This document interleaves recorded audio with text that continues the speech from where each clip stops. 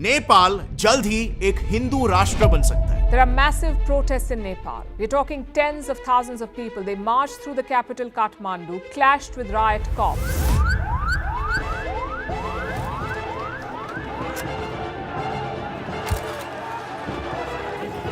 आज पूरे नेपाल में मैसिव प्रोटेस्ट छिड़ चुके हैं। ये प्रोटेस्ट पिछले 5 से 6 महीनों से चल रहे हैं और जनता की सिर्फ एक ही मांग है, नेपाल को फिर से हिंदू राष्ट्र बना दो। हाम्रो मुख्य एजेंडा भनेको नै हिंदू राज्य कायम गर्नु पर्यो। हम सेकुलर नहीं हैं, सेकुलर बनकर के जीना भी नहीं चाहता हूँ, मैं कट्टर हिंदू बनकर के जीना चाहता हूँ। नेपाल में एक बार फिर से हिंदू राज स्थापित कर दो। If we can't restore the institution of monarchy in this country, there is no future for the youths in this country, and the existence of this country itself could be at risk. लेकिन जरा एक minute, आज से 16 साल पहले इसी नेपाली जनता ने ही राजा का तख्ता पलट किया था और नेपाल को हिंदू राष्ट्र से एक सेक्युलर स्टेट बनाया था।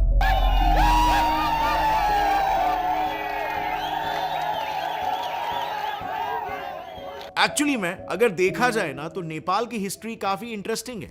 इसमें काफी ट्विस्ट और टर्न्स हैं, इतने कि आज तक वहां पर 10 बार गवर्नमेंट चेंज हो चुकी है और उससे भी ज्यादा बार बदला वहां का कॉन्स्टिट्यूशन, जो आज तक 7 बार चेंज हो चुका है। और बिल्कुल हो सकता है कि इस बार इन प्रोटेस्ट के बाद एक बार फिर से चेंज हो, लेकिन इस बार यहां पर मामला थोड़ा सा अलग है।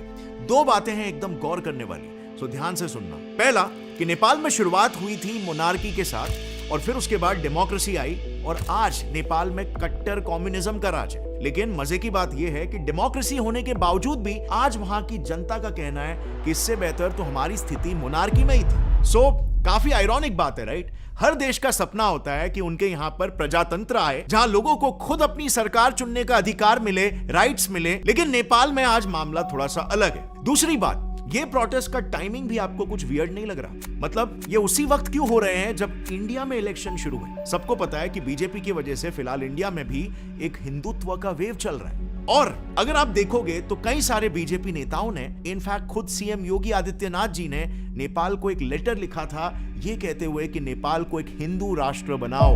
बोलता है ये तो हो गया, देश का तो वो तो कर ही लेंगे, श्रीलंका है, नेपाल है, वहां भी तो पार्टी के लेके जाना, वहां भी जीतना है। मुझे पता है कि आज जब भारत में भगवान श्री राम का भव्य मंदिर बन रहा है तो नेपाल के लोग भी इतना ही खुशी महसूस कर रहे हैं। सो दाल में यहां पर आपको कुछ काला नहीं लग रहा? क्या अपने एजेंडा हिंदू राष्ट्र की शुरुआत बीजेपी नेपाल से करना चाहता है, नेपाल को एक एग्जाम्पल के तौर पर इंडिया को दिखाने के लिए? वेल, मेरे हिसाब से इस पॉसिबिलिटी को हम बिल्कुल भी रिजेक्ट नहीं कर सकते, क्योंकि अगर आप नेपाल के इतिहास को देखोगे तो वहां पर जितनी भी सरकारें आई है उसमें इंडिया का एक बहुत बड़ा रोल था।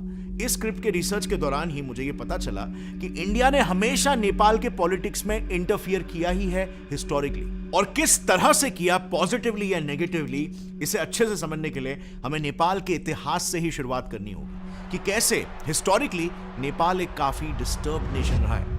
देखो, आज सिचुएशन कुछ ऐसी है कि 2008 के बाद से ही नेपाल एक डेमोक्रेटिक रिपब्लिक है, यानी कि वहां पर पीएम और प्रेसिडेंट को लोग चुनते हैं, बिल्कुल वैसे ही जैसे इंडिया में होता है। आज नेपाल में in total 13 major political parties है, जिसमें से ये 10 पॉलिटिकल पार्टीज कम्युनिस्ट है। नेपाली कांग्रेस पार्टी ये एक सेंट्रिस्ट पार्टी है, राष्ट्रीय प्रजातंत्र पार्टी ये एक राइट विंग हिंदू पार्टी है, और जनमत पार्टी ये कास्ट बेस्ड आइडियोलॉजी वाली पार्टी है। पर आज नेपाल में सरकार इन 4 पार्टीज की कोएलिशन गवर्नमेंट है जो सारे कम्युनिस्ट है, और यही वहां के इन प्रोटेस्ट के पीछे के कारण भी है। बट अब अगर हम 18वीं सदी या उससे भी पहले जाए तो तब नेपाल पर कई सारे हिंदू डायनेस्टीज का राज हुआ करता था, जैसे 12,000 साल पहले मिथिला किंगडम, जिसकी राजकुमारी सीता मां थी। फिर अगर हम 4th से 9th सेंचुरी तक की बात करें तो यहां पर लिच्छावी डायनेस्टी का राज हुआ करता था, जिसकी राजकुमारी जैनिज्म के फाउंडर वर्धमान महावीर जी की मां त्रिशाला थी। इसके बाद भी 18th सेंचुरी तक नेपाल में मल्ला डायनेस्टी और ऐसे कई सारे छोटे छोटे डायनेस्टीज रूल किया करते थे। और फिर 1769 में नेपाल की डेमोग्राफी में एक माइलस्टोन चेंज आया। पृथ्वी नारायण शाह नाम के एक राजा ने पूरे नेपाल को यूनिफाई किया, यानी कि करीब वैसा बना दिया जैसे वो आज दिखता है, और शाह डायनेस्टी की वहां से शुरुआत हुई। लेकिन जैसे जैसे वक्त बीतता गया, आने वाले शाह रूलर्स काफी वीक निकले, जिस वजह से साल 1816 में जब 3rd एंग्लो नेपालीज वॉर हुआ, तब इस जंग में नेपाल की काफी ह्यूमिलिएटिंग हार हुई। इस हार के बाद नेपाल को सिक्किम, कुमाऊं और गढ़वाल इन रीजन्स को ब्रिटिश इंडिया को देना पड़ा और नेपाल ब्रिटिशर्स का एक प्रोटेक्टरेट बन गया। मतलब उनके देश के फॉरेन अफेयर्स का डिसीजन अब ब्रिटिशर्स के हाथ आ गया। अब आपने काफी बार सुना होगा, इवन हमने भी इस पर एक वीडियो बनाया कि ब्रिटिशर्स कभी भी नेपाल पर राज नहीं कर पाए। तो जानते हो उसके पीछे की वजह क्या थी? तो जब शाह राजा कमजोर हो गए, उनकी इस कमजोरी का फायदा उठाया उनके राज्य के पीएम जंग बहादुर राणा ने। उन्होंने नेपाल का पूरा कंट्रोल अपने हाथों में ले लिया और तब से नेपाल में राणा डायनेस्टी की शुरुआत हो गई। अब इन राणा रूलर्स की ना सोच थोड़ी सी अलग थी। उन्होंने पावर में बने रहने के लिए ब्रिटिशर्स को सपोर्ट करना शुरू कर दिया। इनफैक्ट उन्होंने तो अंग्रेजों के साथ एक डील तक साइन कर ली कि ब्रिटिशर्स नेपाल के फॉरेन अफेयर्स संभालना कंटिन्यू कर सकते हैं और राजा खुद नेपाली गुरखा सोल्जर्स को ब्रिटिश आर्मी में रिक्रूट होने के लिए सप्लाई करेंगे। अब ब्रिटिशर्स बहुत ही जल्दी समझ गए कि गुरखा सोल्जर्स उनके लिए बड़े काम के हैं, क्योंकि 1857 इंडिया के first war of independence, Afghan war और दोनों वर्ल्ड वॉर्स में उन्होंने ब्रिटिशर्स की काफी मदद की थी। प्लस वो समय ब्रिटिशर्स डिफरेंट कॉलोनीज क्रिएट कर रहे थे, तो उन्हें मिलिट्री मसल की जरूरत थी और ये गुरखा सोल्जर्स वो परफेक्ट मिलिट्री मसल का काम करते। और इसीलिए उन्होंने नेपाल को अपनी कॉलोनी बनाने के बदले राणा का ये प्रस्ताव स्वीकार कर लिया और 1923 में उनसे एक फ्रेंडशिप ट्रीटी साइन करके नेपाल की सॉवरेनिटी को रिकॉग्नाइज किया। अब इसी बीच साल 1947 में भारत आजाद हुआ और अंग्रेज देश छोड़कर चले गए। इस बीच 1948 में नेपाल का पहला कॉन्स्टिट्यूशन बनाया गया, जिसमें राणा रूलर्स ने खुद को ऑन पेपर नेपाल की सुप्रीम अथॉरिटी और पीएम डिक्लेयर कर दिया। पर ऑफ कोर्स आगे चलकर ये ज्यादा सालों तक टिकने नहीं वाले थे,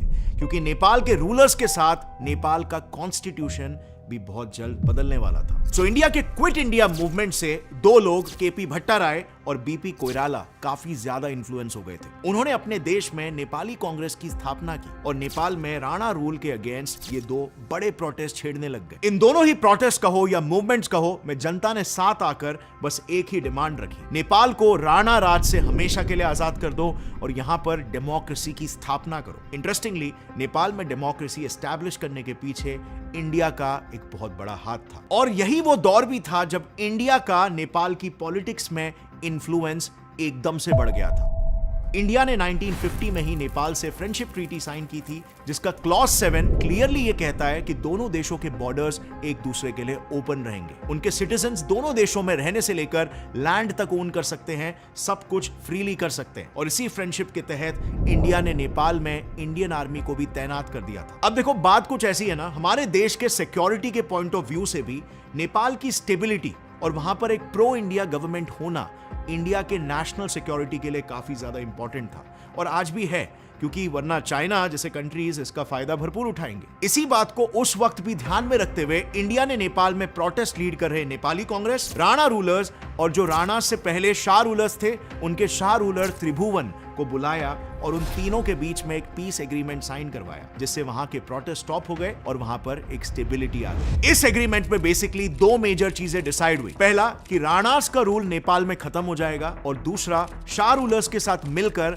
अब से इलेक्शंस कंडक्ट होंगे, जिसमें डेमोक्रेटिकली इलेक्टेड सरकार ही नेपाल को रूल करेगी और इसके लिए नेपाल का दूसरा कॉन्स्टिट्यूशन ड्राफ्ट किया गया। मतलब बेसिकली नेपाल ऑफिशियली एक कॉन्स्टिट्यूशनल मोनार्की बन गया, सेम जैसे आज ब्रिटेन का केस है। वहां पर राजा स्टेट हेड जरूर है, लेकिन सरकार को लोग ही इलेक्ट करते हैं जो एक्चुअली देश को चलाती है। बट इस केस में राजा के पास भी स्ट्रॉन्ग पावर्स थे नेपाल के केस में, जैसे नेपाल की मिलिट्री राजा के अंडर ही थी। So now as it was decided in the agreement, Nepal में इलेक्शंस कंडक्ट किए गए, डेमोक्रेटिक इलेक्शंस, और Nepali Congress party elections finally जीत गई। अब 1951 के बाद कुछ सालों तक सब कुछ सही चल रहा था, अंटिल 1955 जब शाह राजा त्रिभुवन की अचानक डेथ हो गई और राजा महेंद्र ने गद्दी संभाली। अब इस नए शाह रूलर की कांग्रेस के साथ बिल्कुल भी नहीं बन रही थी और इसीलिए 1962 में वो नेपाल में नया कॉन्स्टिट्यूशन लेकर आए, जिसमें 3 मेजर एक्शंस थे। एक, राजा ने नेपाल को वापस से कंप्लीट मोनार्की बना दिया। दूसरा,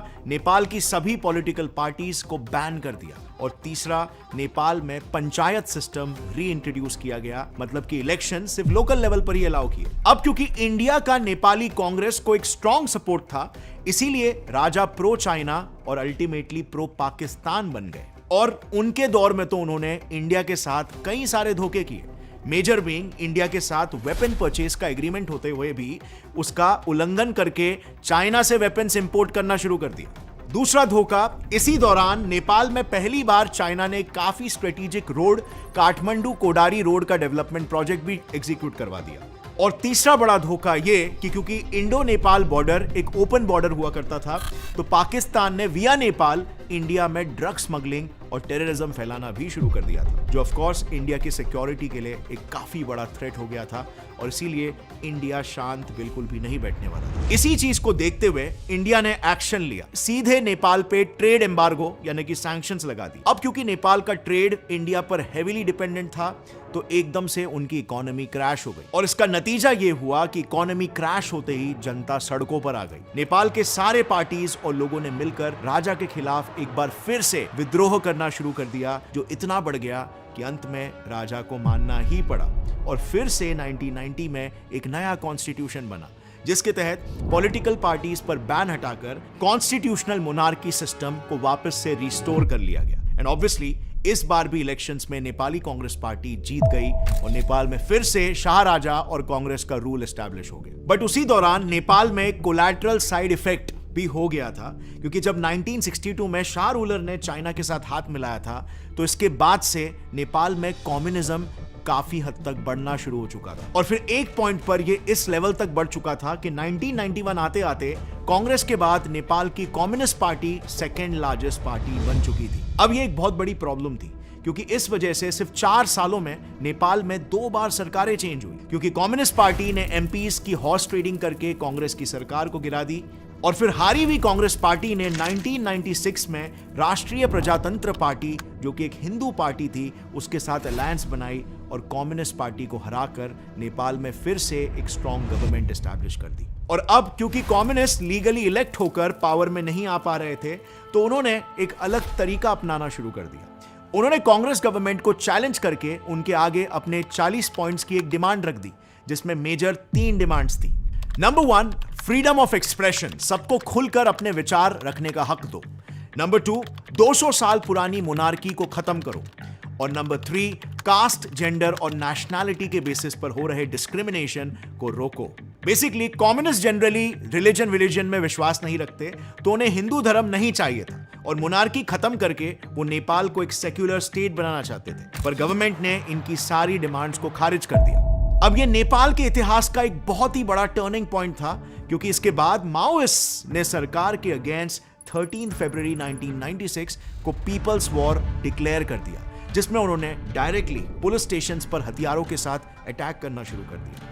और बस यहीं से नेपाल में माओइस्ट इंसर्जेंसी की शुरुआत हो गई, जो कि इतनी सक्सेसफुल रही कि अगले 9 सालों में इन माओइस्ट ने नेपाल के 75 डिस्ट्रिक्ट्स में से 22 डिस्ट्रिक्ट्स पूरी तरीके से अपने कंट्रोल में ला दिए। इस 9 सालों तक चलने वाली इंसर्जेंसी में 17,000 लोगों की मौत हुई और कई हजार लोग घायल हुए, जिसकी रिस्पॉन्सिबिलिटी इवन आज के तारीख में खुद करंट नेपाली पीएम ने ली है, जो कि एक डिक्लेयर्ड कम्युनिस्ट है। पर इसी बीच 2005 में इसी सिचुएशन को देखकर शाह राजा ऑपर्चुनिस्टिक हो गए। उन्होंने इंसर्जेंसी को रोकने के नाम पर देश में इमरजेंसी लागू करवा दी और इसके कुछ टाइम में ही यह डिक्लेयर कर दिया कि अब से नेपाल में फिर से एक बार मोनार्की का रूल होगा, डेमोक्रेसी वापस बंद हो जाए। अब इस प्रोक्लेमेशन के बाद फिर 2006 में पूरे नेपाल में राजा के खिलाफ एक बार फिर से काफी खतरनाक प्रोटेस्ट होने लग गए।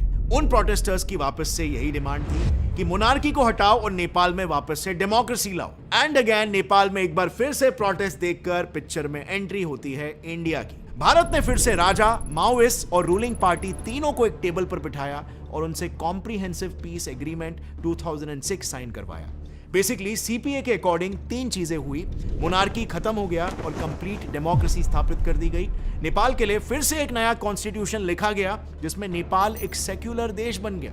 और तीसरी और सबसे इंपॉर्टेंट बात, उसके बाद जो भी इलेक्शंस हुए उसमें फॉर सम रीजन नेपाल में कम्युनिस्ट पार्टी की ही सरकार बनी। लेकिन अनफॉर्चुनेटली 2008 के बाद से नेपाल का डाउनफॉल स्टार्ट हो गया, क्योंकि जब से ये डेमोक्रेसी आई उनके यहाँ पर 10 बार सरकार बदली है। एक भी गवर्नमेंट वहां पर अपने 5 साल का पूरा टर्म पूरा नहीं कर पाई है।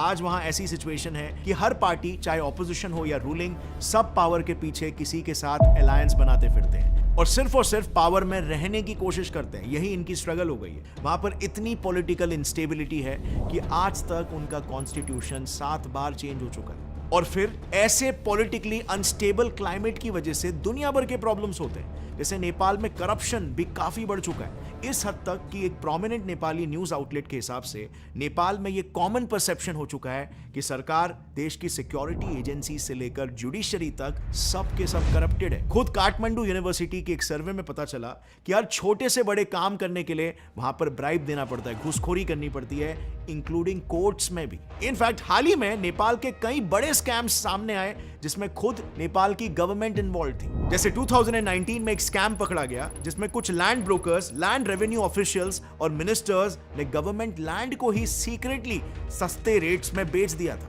2020 में उनके मिनिस्टर ऑफ कम्युनिकेशन का एक ऑडियो टेप वायरल होता है जिसमें वो सीधे सीधे कॉन्ट्रैक्ट अलॉट करने के बदले 70 करोड़ रुपए मांग रहे हैं। और फिर 2022 में तो उनके फाइनेंस मिनिस्टर पर ही एलिगेशंस लग गए कि उन्होंने बजट सेशन के सिर्फ एक ही दिन पहले किसी 2 लोगों के कहने पर पूरे देश के इनकम टैक्स रेट्स को चेंज करवा दिया था। Can you believe this? सिर्फ 2 लोगों के कहने पर पूरे देश का इनकम टैक्स डिसाइड हो रहा है। और सबसे अनफॉर्चुनेट बात इसमें यह है कि किसी भी मिनिस्टर को इन केसेस में कोई भी सजा नहीं मिली, उनके खिलाफ सारे एविडेंसेस होने के बावजूद भी। आज नेपाल में मौजूद इस रैम्पेंट करप्शन और मिसमैनेजमेंट का नतीजा यह है कि नेपाल की इकोनॉमी डूब रही है। जब से नेपाल में मोनार्की हटी है, उनका जीडीपी नीचे ही गिरते जा रहा है।